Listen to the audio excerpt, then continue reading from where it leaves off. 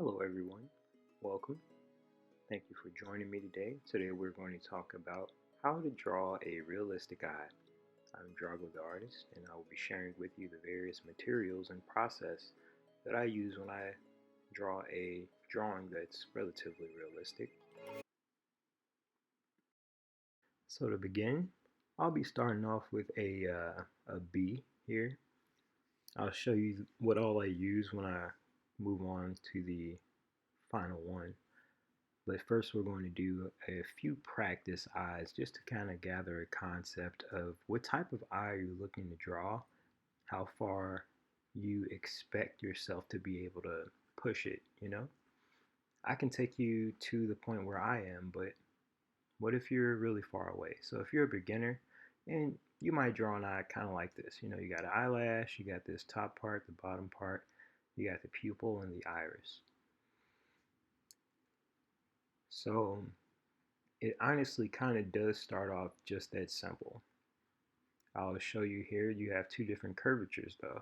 So as you can see, the first one, it's a little more flat, whereas this one to the right is more rounded at the top. You also have to, kind of think like, where do you want the placement of the actual pupil? And how large do you want the diameter of everything to be? So from here, you can kind of map out like where you would like to have the eyelid, where you would like to have your iris and your pupil. Try to kind of gauge like the curvature. One more thing is that as we're doing the initial sketch, you don't have to have, like that really sketchy look that a lot of artists have. You can just go straight into a solid line like this. And you kind of map out where your highlights will be and begin with some of the, rods and cones or kind of like this spoke, like a bicycle wheel kind of thing coming out from the pupil to the iris. The pupil is the darker center, the black part, and the iris is where all the color is, just in case you didn't know.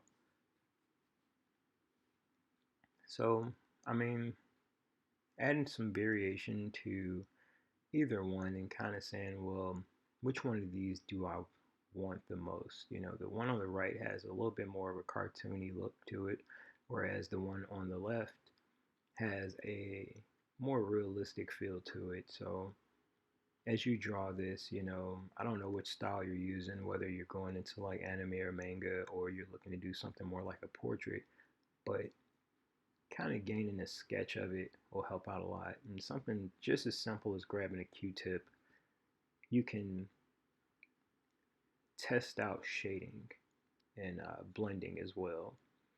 And when it comes to drawing, you do have to be patient and rework things. So like if I wanted this iris or this pupil to be darker, first I would, go in and shade so that way I have that layer locked in for the level that I wanted that shadow to be. And then I could go back into it and make it darker because I took some of the lid that was there at the pupil when I shaded the way that I did. And this is still just with the B pencil, so it's only going to get so dark because it only applies so much lead to the paper. And even still, going with a lighter touch around the iris to add this shadow of shading around the ring. It differentiates, the shadow from the eyelid. And making sure that your pencil is sharp for the finer lines, or you could just get a mechanical pencil and this will keep all of your lines for detailing sharp. And you have to rotate the pencil as you are using it in order to maintain that sharp edge. That's whether you're using mechanical or not, because even the mechanicals dull out after a while. This blending stump here helps out quite a bit too with the shading for some of the harder applications of lead, and it kind of softens up those hard lines. This is why it's okay to draw with one solid line. And by solid, I don't mean, like digging real hard with the pencil into the paper. I just mean one smooth line from left to right. You can soften up that entire line throughout your sketch just by working the lid off of that line time and time again with the various blending stumps and other things you might be using to blend. Another thing, which I'll show you here in a second, is a paintbrush. You can use a dry paintbrush to do shading as well for softer tones, especially once you get into doing portraits and faces. Faces are, they can be difficult if you just don't know what all you can utilize for them. I'll zoom in just a little bit here to show you just a touch of what I'm doing. Once again, this is just a really just a light sketch just to kind of get an idea of where we want that eye to go. One thing that I didn't value as much as I do now is kind of like mapping things out before I actually draw them, having a rough draft. I didn't really realize in school why we had to write so many papers, but this is wise, just so you can get an idea. So as you can see here, I'm just going in and darkening in that pupil more and more, and kind of adding these lines in here to define that even though this is a black and white drawing, it has a color or a tonal value to it, so that if it were in color, you'd be able to tell. Alright, so this here is my 10B. It's the darkest one I have with me, and I'm going straight for it. So instead of going layer after layer of the B, I can go straight almost to black. And they have jet black pencils as well as 12B out. And so I'm kind of, gauging how do I want this eye to be one more time. So as you can see, from top left to the next one, to the next one, to this one, it begins to look like it's taking more and more of a realistic shape.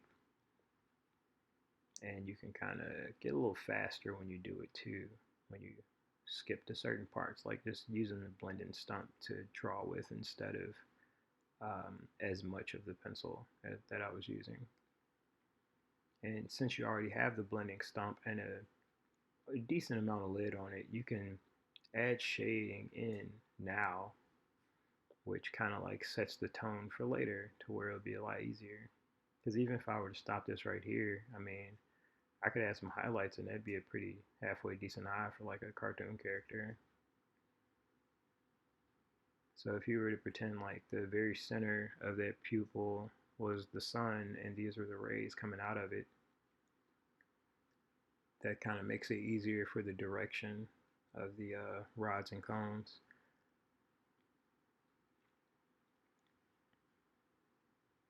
So once again, we'll just kind of define the eyelid and take the blending stump and add a little bit more of this shading here. But this time we'll actually bring out and define where the eyelashes will be.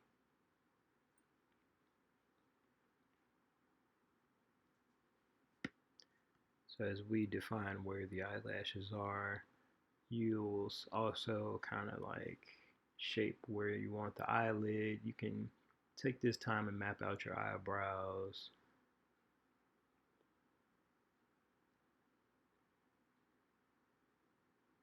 And you start to add the opposite of highlights. So kind of like shadows in the eye to complement the highlights that we're going to initiate later on.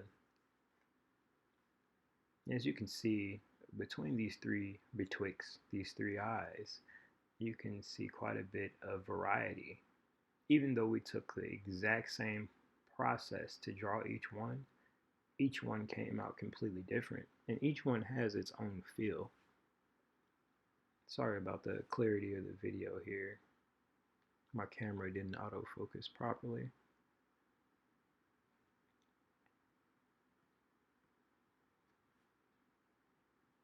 So as we map out the eyelashes, you don't want to go and just like go crazy and put, a whole bunch of strokes there. You kind of want to just map out a few. So like as you can see here, I just put 5 lines. I put a little variety to them and made sure they weren't all going the exact same way like a pattern, because I mean realistic eyelashes don't look exactly the same all the way across. They're not a pattern. They kind of just grow randomly like all hair.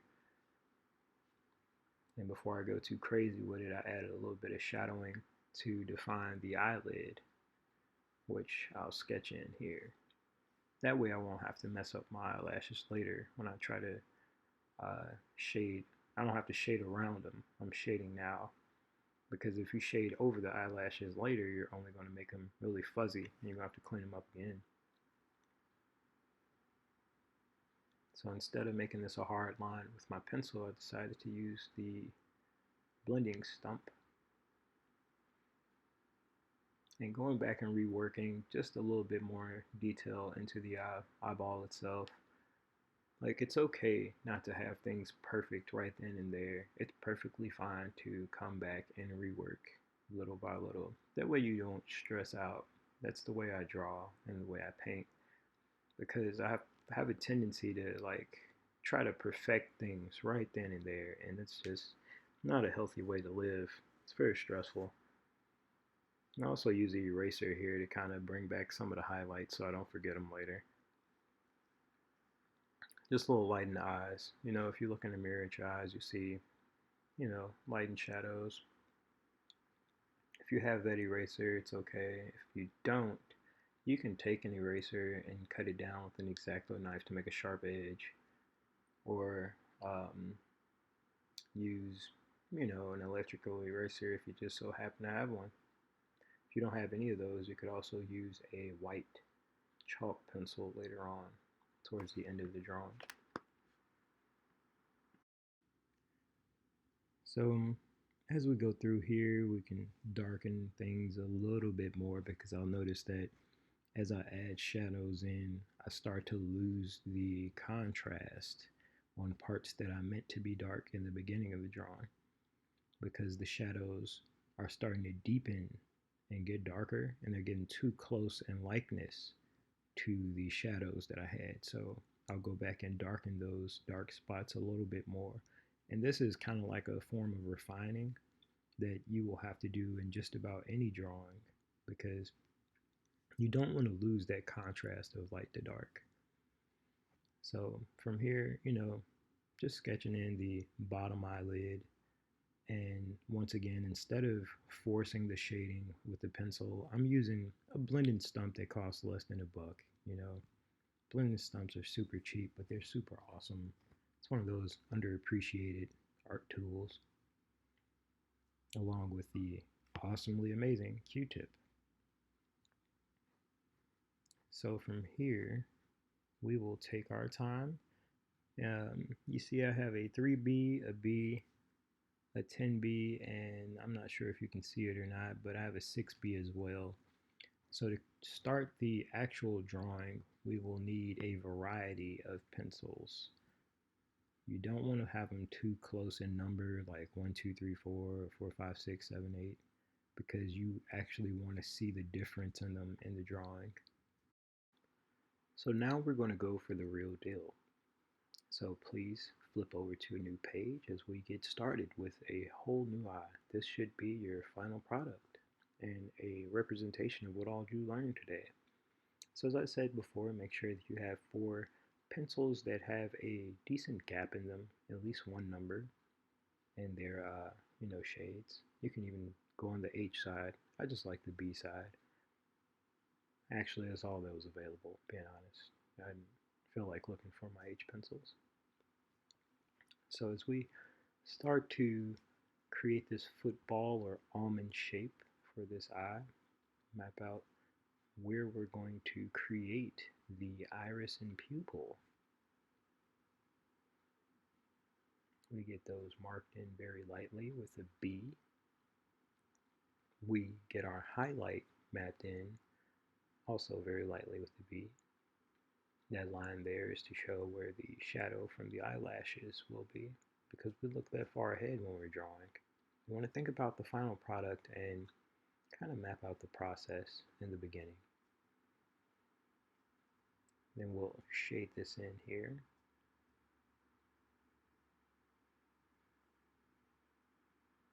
And there's your pupil.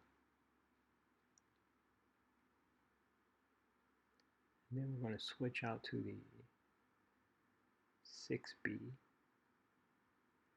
just to do the outline here. As we do the outline for the iris, we only have one highlight, one initial like hard highlight throughout this, so we'll harden it that way we don't lose the edges as we begin to shade, which is the next step of the process.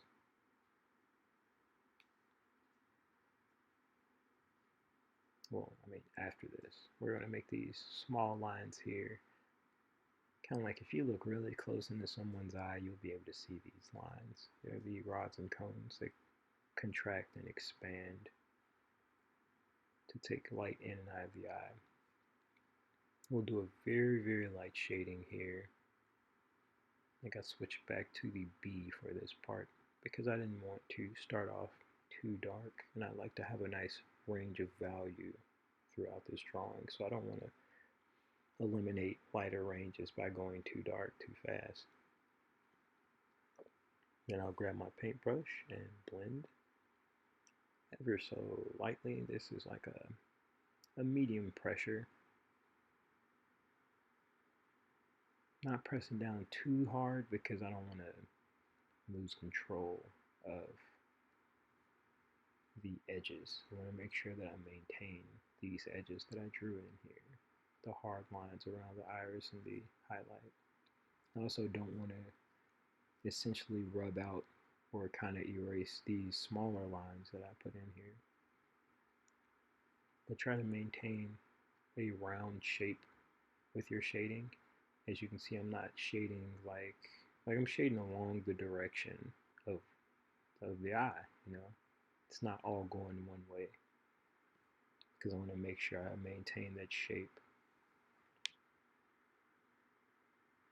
I'm also mapping out where I'm going to have the darker shadows later. And for a finer shading, go back and grab a Q-tip.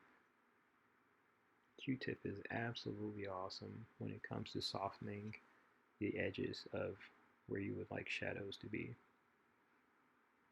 And you can even kind of see the eye taking shape just with those small touches. And we haven't even really gotten into the drawing yet. Still got like another, 18 minutes left.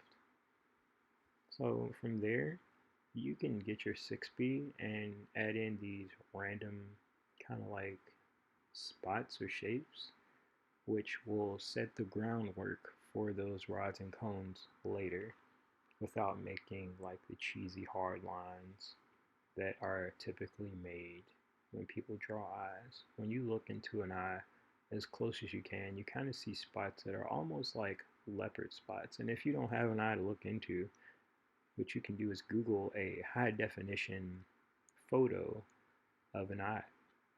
And if you look all the way up close, I mean, they're zoomed in pretty good if you Google it. You'll see these shapes that don't really have like a defined category, they're just kind of like the spots that make up the eye. That's what we're drawing in here.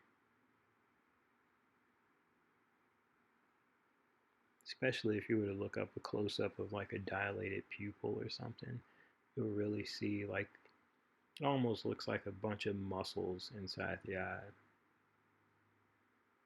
If I'm not mistaken, I think that's what they are. So as you put these spots in, you want to kind of imagine them radiating from the center, kind of like the sun coming from the center and going outward. So you want to make sure that you maintain that direction as you draw them in. So, just like the hands on the clock, you don't want your lines going in direction left and right when they're supposed to be going up and down.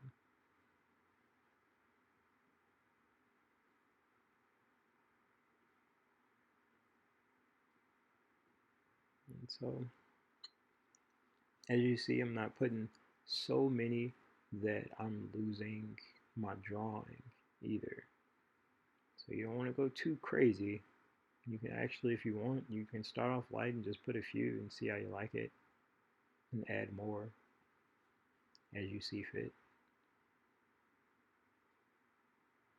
Another thing you want to take note of is make sure that you go all the way up to like your highlight. Don't stop like just before it because you'll create a ring around it and it'll look unnatural. Instead of keeping your pencil sharpened over and over and over throughout this, you could just get a mechanical pencil. Here I have, I think, a .3 lead pencil. It makes this a lot easier. When it comes to drawing, honestly, it's mostly about using the right tool for the right job. And as you kind of get an idea what you want, I'll go in and add this shadow here, just so that way I don't forget it later. And take this blending stump and kind of blend it in just a little bit around the edge, adding that shadow in there.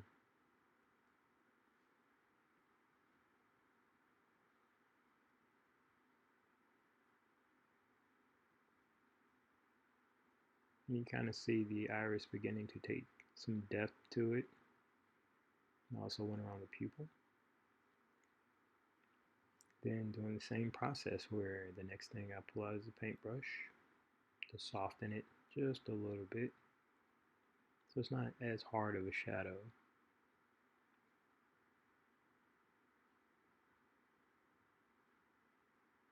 Sorry about the mess on my hands. I've been spray painting for the past couple of days.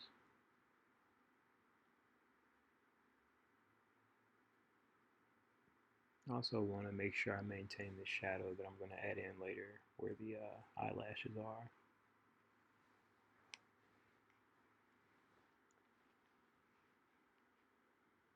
And because I blended so much, I kind of lost this outer edge, so I'll be grabbing my 10B and darkening the outer edge just a little bit more.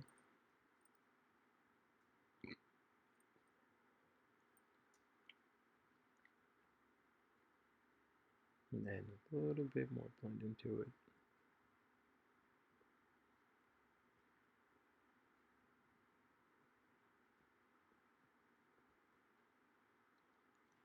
So as you can see, when it comes to drawing, I mean, if you're already doing this, you know the amount of patience it takes.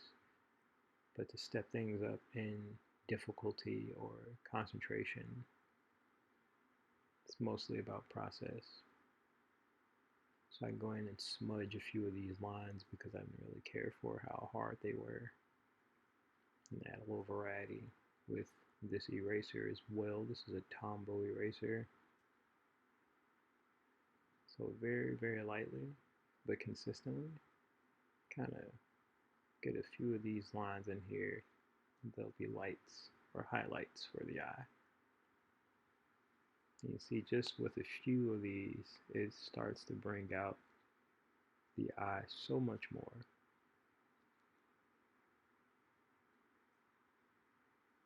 And if you don't like them, how hard they are, you can, hit it with a paintbrush and soften up the highlights just a little bit. But you definitely want to bring some of them out.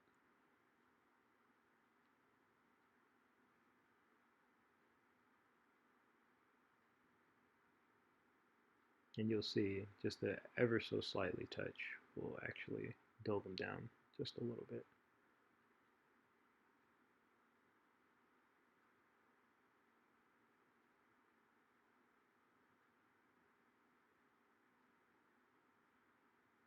Just softening up this hard line that's going around this highlight. And as you see, it's okay to lose it a little bit because, I mean, it's easier to erase, um, to clean it up than it is to not with the Tombow eraser. You can erase a pretty decent rectangle with this eraser. If you don't have one of these, you're probably going to have to cut down a larger eraser to get the corners. Make like a triangle shape with it. That way you got pointed edges you can work with.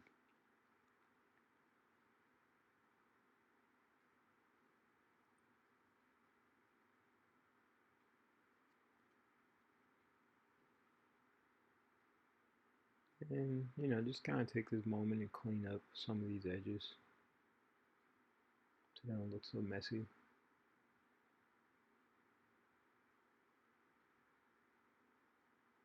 One thing I try to ensure that I do, or I keep from doing, is rubbing my hand against the drawing as I draw. So if you're working on something larger, it would benefit you to place your hand underneath, or place a piece of paper underneath your hand so you're not leaning against your paper. Because the oil from your skin will get on the paper and start to smudge your drawing. It'll ruin it, make it look really messy and unprofessional. So from here I grab the 6B or my mechanical pencil, either one, and kind of sketch in where I'm going to have my eyelashes. This is the shadow from the eyelashes. Apologies. So the shadow of the eyelashes will be the opposite, or on the x-axis of where the actual eyelashes will be. So if they're pointing down, then eyelashes will be pointing up.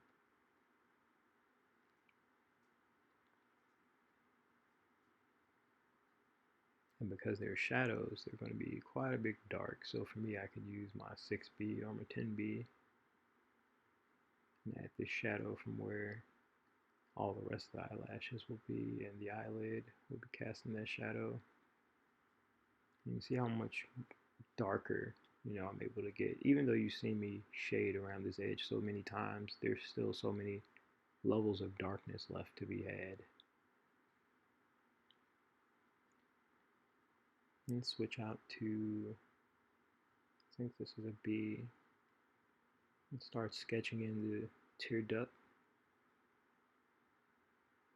Those fancy little membranes that hold the eye in and allow the tears to come out when we're sad. Start to sketch that in with the bottom of the eyelid and add a little bit of shading to the eyeball. It's another one of those things that if you already have lead on your Q-tip, you can kind of just go for it. Because nobody's eye really looks, white. Nobody's eyeball looks white in the picture. It's always some bit of light or shadow in some part of the eye, depending on where the lighting's coming from. Make it look more natural and realistic. You can switch out between your blending stump and your Q-tip, your paintbrush, but you do want to make sure that you maintain a very soft shadow or shading with this part. You don't want to get too hard with the shading. So as you can see, I haven't used my pencil directly for shading this. Like, I'll use it to outline the edges, but to actually shade it, you want to stay away from the pencil. Unless you're putting lines that you mean to stand out, like these would be the veins that are on the eyeball. All those blood vessels that start to get full of blood when we're exhausted or get tired of looking at the sun. But even with these, I don't want to have them too hard on here, so I'll soften them up just a little bit so that way they don't stand out and compete with the iris itself.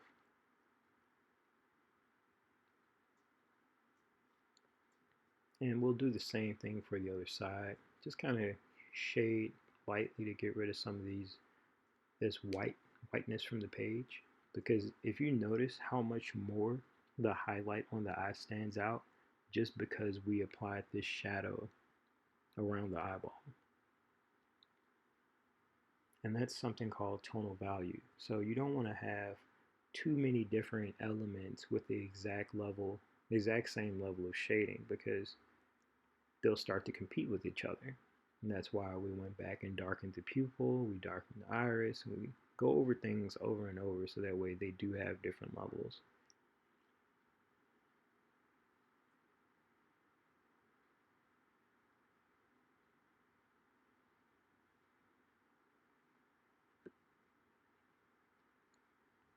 And so from here, we can grab a pencil and start to work on the outside of the eyelid. We'll take the same process where we sketch it out, and then we will, can you guess, begin to shade. So for this, we'll start off with the B because we don't want to go too dark or compete with anything else in this drawing. And then for this outer edge, we'll go to the 3B because it just makes it so much easier.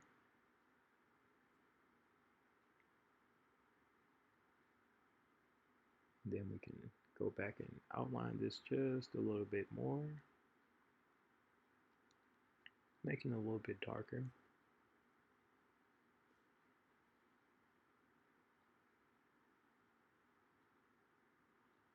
from there, we grab our fancy handy dandy blending stump to soften the lines because this is not a cartoon drawing, so you don't want hard lines on it. Then we grab our Q-tip, and as you can see with the Q-tip, I'll try to stay along the where I have the lines for the eyelid because I want to show that there is light on the front part of the eyelid to give it a three-dimensional look. Like this eyelid will close in a few minutes because it's getting dried out. You know, the eyeball is. That's the look I want to give. We'll soften this blending just a little bit more, and you can see the reflected light at the very edge of the eyelid. We'll get more into that later. Then to make this line here to where they're very, very thin but sharp, I'll use a mechanical pencil for the eyelashes. If you don't have a mechanical pencil at this point in your career, I strongly advise it. I don't know how far you'll make it on this team without one. I know a lot of artists like to sharpen their pencils with a knife to keep a sharp edge and to not waste lead, but mechanical pencils are just absolutely awesome. I know it sucks to have to buy lead, but I mean you can get a pack of lead for like a couple bucks, and it's not much. I mean you get a lot of lead for not much. And so I like to use this concept here where we kind of sketch out where the eyelashes are going to be. Same thing I've been doing this whole time. You sketch out, get an idea, and then we'll go back and rework it a little bit more and add to it. We'll give this person an abundance of eyelashes so that way they don't have to pay to get any put on later on in life. They have healthy eyelashes.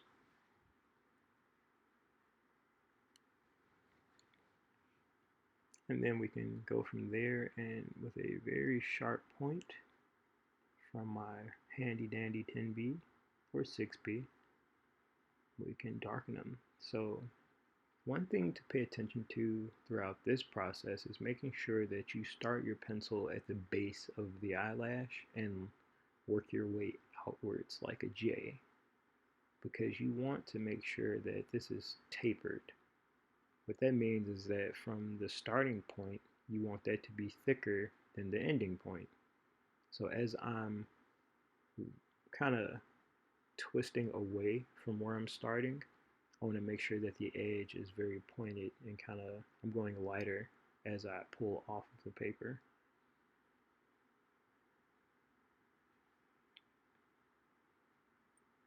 I'm going back with my 3B to add a little bit of variety for shading and the sizes.